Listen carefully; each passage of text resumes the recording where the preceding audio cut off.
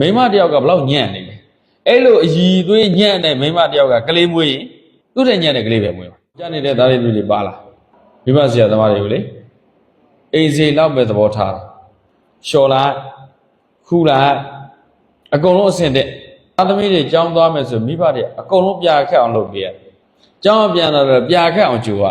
ပြီးရင်လိုချင်သမျှအကုန်ပေးရအေးမြန်မာပြည်မှာတော့မင်းတို့အဆင်ပြေတယ်မြန်မာပြည်ပြင်ပရောက်တော့အဲ့ဒီကောင်တွေစဒုက္ခရောက်တာဘာဖြစ်လို့ဆိုတော့သူများနိုင်ငံမှာအဲ့လိုအဆင်သင့်ပေးတာမျိုးအဲ့လိုမျိုးအဆင်သင့်ကျင့်ပေးတာမျိုးမရှိဘူးကိုတာဝန်ကိုယူကဂျပန်မှာတော်တော်လေးလေ့လာကြည့်ဂျပန်ကကလေးတယောက်ကိုမူချိုပို့တယ်ဆိုရင်2ရက်ထိပို့ခွင့်ရှိတယ်မိဘပထမဆုံးတစ်ရက်မှာလက်ကင်ပြီးသွားလို့ရတယ်နောက်ရက်ဆိုလက်ကင်ပြီးသွားလို့မရတော့ဆိုတော့မိဘရှိရသွားရင်သွားကလေးရရှိရသွားရင်သွား3ရက်ကနေ4ရက်အကြောင်းကိုလိုက်ပို့လို့မရဘူးပို့ခွင့်မရှိဘူးဒီကလေးကသူ့ဟာသူအကြောင်းဘလို့သွားရမယ်အကြောင်းကားလာတယ်အကြောင်းကားကိုတက်မယ်သူ့ရဲ့အဝေအစားနှုတ်ဖို့သူ့ရဲ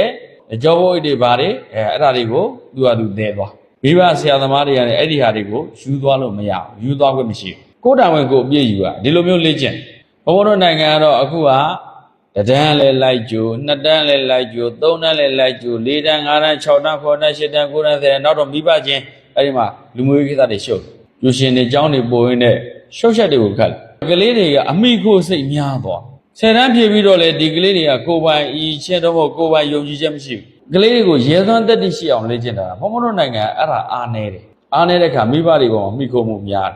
းရပြီထားတော့အဲ့ဒါဘုံပြည်ဘက်ကဒကမတယောက်တွေ့တော့သူကဘုံဘုံတို့ပထမတစ်ခေါက်သွားတော့အလုပ်ထဲမနေဘူးလားလို့မေးတဲ့အခါကျတော့ခုမှ10တန်းအောင်လို့တဲ့နောက်ရောက်တဲ့အခါကျတော့၄၅နှစ်လောက်နေတော့ကြားလဲရောက်တဲ့အခါကျတော့အလုပ်ထဲမရောက်သေးဘူးလို့ဆိုအခုမှဘွဲရပြီးတာတဲ့အကြောင်းပြီးတာအလုပ်မလုပ်ရသေးဘူးတဲ့အဲ့လိုနဲ့အသက်တွေကြီးတော့အခုစိတ်30ရှိပြီယောက်ျားတာရသွားတယ်သူကိုယ်ပိုင်လို့ပါရှိကိုယ်ပိုင်အလုပ်မရှိလို့အိမ်မှုကိစ္စနိုင်လားဆိုတော့အလျှော်ဖို့အချက်ပြဘာမရကဲမိမတယောက်ကဘလောက်ညံ့နေလဲအဲ့လိုအည်သွေးညံ့တဲ့မိမတယောက်ကကလေးမွေးရင်သူ့တဲ့ညံ့တဲ့ကလေးပဲမွေးပါဟုတ်လားအဲ့တော့တိုင်းပြည်ကတဖြည်းချင်းညံ့သွားလိုက်တာမင်းတို့ရဲ့နောက်မြည်တွေမြစ်တွေမျိုးသက်လောက်ရကြ300မှမဟုတ်တော့ဒါကြောင့်ခွန်ဘုန်းတို့မျိုးဆက်တစ်ဆက်ပိုးကောင်းဖို့လိုလားမလိုဘူးလားအရေးကြီးတယ်ကိုတာဝန်ကိုယူရတဲ့တက်တိရှိဖို့လိုလားမလိုဘူးလားဒါကြောင့်ဘုန်းပြောတယ်ဘုန်းတို့၄တန်းလောက်နေရအိမ်မှာချက်တာပြုတ်တာလျှော်တာဖုတ်တာအဖေကိုကူတာအမေကိုကူတာလောက်ရတာအစောရရထားအဖေကတော့သွားပြီဆိုရင်ဘုန်းတို့နိုင်ဝဲလောက်နောက်ကျပြီးလိုက်သွားအဲ့ဒါဆိုသားသမီးတို့အိတ်ကောင်းတဲ့အချိန်ပေါ့ကငါတို့က9နိုင်လောက်ဆိုတော့တဲ့ရောက်နေပြီအဖေကထမ်းမတက်တာဘုန်းကျတော့အဖေမတက်တဲ့ဟာငါတက်အောင်သင်မယ်လို့ထမ်းလက်တက်အောင်သင်တယ်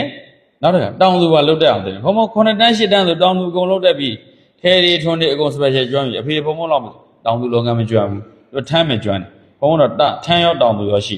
မိဘထဲသားသမီးတွေကတောနေမှရမှာဆရာတက်တပည့်တွေတောနေမှရမှာမျိုးဆက်တစ်ဆက်ညံ့သွားရင်မကောင်းဘူးအဲ့ဒါကမိဘတွေဆရာသမားတွေအပြစ်မကင်းဘူးကလေးတွေကို ready made လုပ်ပေးတာ ready made စားဖို့ ready made ဝတ်ဖို့ ready made နေဖို့ ready made ကလေးတွေဖြစ်သွားဘုံဘုံတို့နိုင်ငံမှာ ready made လူသားဖြစ်သွားဘုံဘုံပြောမယ်သားတို့တို့မွေးမြူရေးကြက်တွေတွေ့ဘူးလားအဲ့မွေးမြူရေးကြက်တွေကိုခြံထဲကနေလွတ်အဲ့ဒီကြက်ခဏနေသေသွားဘာဖြစ်လို့တရားသူအစာမစားတတ်ဒီထဲမှာသူတို့ဘာမှရှားကြံသားတယ်မလို့မြောင်းနေရလာတဲ့ဟာလေးကိုကောက်ပြီးစားနေရုံပဲအပြင်ဘက်ကျတော့လောကအဲ့လိုမလွယ်ဘူးကွာအမိုက်ဘုံသွားရက်ဘယ်လိုအသားပိုစားကောင်းတယ်လဲဘယ်လိုအကောင်သူတို့နဲ့ပိုတဲ့လဲဘယ်လိုအကောင်ပိုအားရှိတယ်သူတို့ရွေးချယ်ရန်သူလာရင်ဘယ်လိုကာကွယ်မလဲဒီထဲမှာရန်သူလည်းမရှိဘူးစာအုပ်ထဲမှာမွေးမြူချန်ထဲမှာအခုကမင်းတို့မွေးမြူချန်ထဲကြက်တယ်လို့ပဲအပြင်လောကရောက်တဲ့ကအစာတော်မကောက်တတ်ဘူးအန္တရာယ်ကာကွယ်ဖို့ဆိုအဝေးကြီးဘုန်းဘုန်းတို့နိုင်ငံအစင်သင့်လူသားတွေမွေးပတဲ့က ready made လူသားတွေမွေးပလိုက်တဲ့ခါကျတော့ဘဝတွေကိုသွားဖို့အစင်သင့်ဖြစ်မနေဘူးဒါကြောင့်သားတို့မျိုးအဲ့ဒီဟာတွေကိုကြိုးစားဘုန်းဒါကြောင့်ငယ်တော့ဟာကြောင်းကောင်းမနေရရင်အဝတ်စားတစ်နှစ်လုံးမှအဝတ်စားတစ်စုံမရဖျားပွဲရောက်ပြီဆိုရင်ဘုန်းဘုန်းတို့ကအဝတ်စားတစ်စုံရဒါတော့မနေပစိုးရတဲ့နေ့ဆိုအင်ကြီးမရ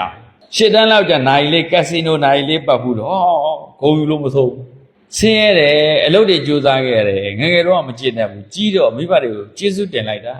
ငယ်တော့ငါခိုင်းခဲ့လို့အခုငါတက်တိရှိနေတာမခိုင်းခဲ့တဲ့မိဘတွေရဲ့သားသမီးတွေမင်းတို့တက်တိကြောင်းသွားရောဘုံရတဲ့ကျတော့အစင်သင်းဖြစ်မနေဘူ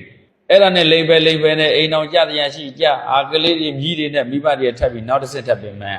ဒါကြောင့်သားသမီးတို့အခွင့်အရေးမယူနဲ့ကိုဘဝကိုတိဆောက်နိုင်အောင်ကြိုးစားဖို့လိုလားမလိုဘူးလာ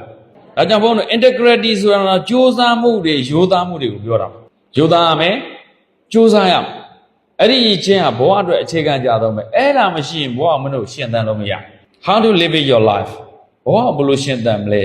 မင်းတို့ထင်သလောက်မလွယ်ဘူးမိဘရဲ့အေးအောင်မှာရှင်းတမ်းတာလွယ်ဒါပေမဲ့သားတို့သူပြီးတော့မင်းတို့စိတ်တိုင်းမကြဘူးဆိုမိဘကိုတော်လန်ခြင်းရ